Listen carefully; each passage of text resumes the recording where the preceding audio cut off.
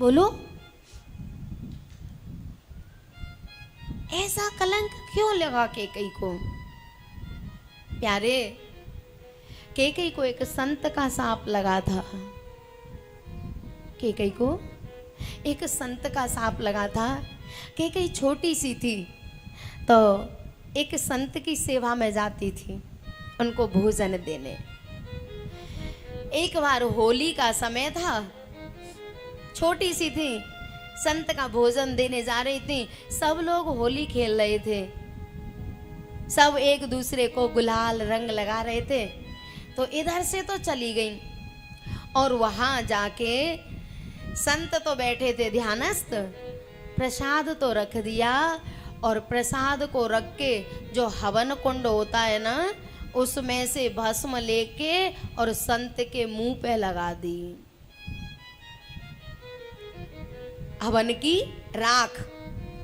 अब उससे संत का मुंह हो गया काला और उनका जो दंड था, दंड जिससे वो चलते थे, वो छुपा के रख दिया। तब तो समाधि में थे, ध्यान में थे, तो कोई पता नहीं चला। लेकिन जब संत की समाधि खुली तो देखा कि चेहरा एकदम काला हो रहा है और उन्होंने बिना विचार किए ही साप दे दिया।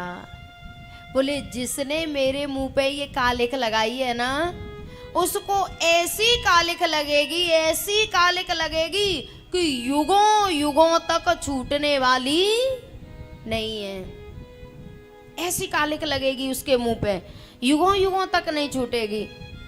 किसी ने बताया, गुरुजी ये आपके चेहरे पे जो कालिख लगी है ना, हमें लगता है कि केकई आई थी प्रसाद रखने तो कहीं उसने नहीं लगाई हो, और वो तो छोटी है, नादान है, वो इतना जानती नहीं है, आपने बिना विचारे ऐसा साप दे दिया।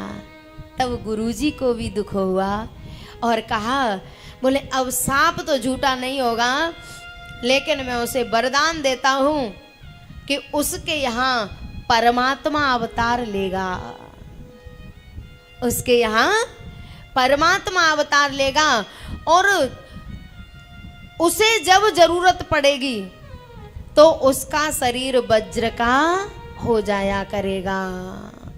अपने पति के प्राण बचाने के लिए उसका शरीर वज्र का हो जाएगा। आप एक बात बताओ, कहाँ रथ का पहिया और कहाँ उसकी कील और कहाँ एक नारी की पतली पतली सी उंगलियां? कहाँ रथ की कील और कहाँ नारी की 2 उंगली? और उसने जब वो उंगली रथ के पहिए में लगा दी तो केकई की दोनों उंगलियां वज्र की हो गई थी। केकई की दोनों उंगलियां वज्र की हो गई थी। नहीं तो आप कल्पना करो, रथ के कैसे पहिया होते थे रथ के, और उसकी कील कैसी रही होगी। और केकई ने केवल 2 हाथों पे, और रथ खड़ा नहीं है, रथ चल रहा है, युद्ध हो रहा है, देवासुर संग्राम हो रहा है। तो केकई की दोनों उंगलियां वज्र की हो गई थी और इसीलिए केकई को ऐसा कलंक उठाना पड़ा। यद्यपि केकई इतनी बुरी थी नहीं, पर सांप के कारण केकई को ऐसा कलंक लगा कि आज तक कोई अपनी बेटी का नाम केकई नहीं रखता। और पता है, केकई जितना प्रेम राम से करती है ना, उतना भरत से नहीं करती। राम से ज्यादा प्रेम करती है और भरत से कम करती है। राम और भरत खड़े हैं सामने ही दोनों, एक तरफ राम है और एक तरफ भरत है। राम और भरत खड़े हैं सामने ही दोनों, माता केकई का किस और कहो प्यार था। हंस हंस के राम ने बिताए दिन कानन में, भरत के आंसुओं का सागर अपार था।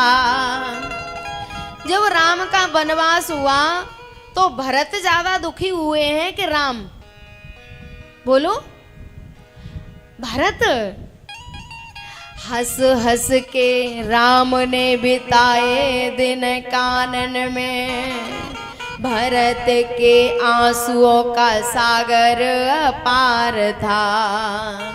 भरत तपस्वी ने अकेले दुख झेले हाय, भरत तपस्वी ने अकेले दुख झेले हाय। वन में भी राघव के साथ परिवार था, राघव के शीश था माँ का भार अपना एक।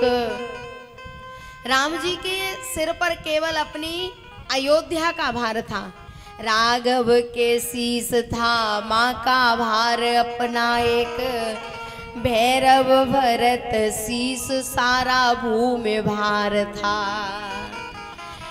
राम और भरत खड़े हैं सामने ही दोनों, माता के कई का कहो किस और प्यार था। हंस हंस के राम ने बिताए दिन कानन में, भरत के आंसुओं का सागर अपार था। भरत तपस्वी ने अकेले दुख झेले हाय, वन में भी राघव के साथ परिवार था।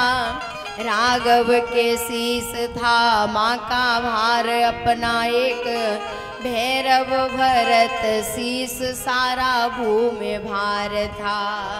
भैरव भरत शीश सारा भूमि भार था। प्यारे, जितना प्रेम कैकेयी राम से करती थी ना, उसका 16वें अंश के बराबर भरत से प्रेम नहीं करती थी।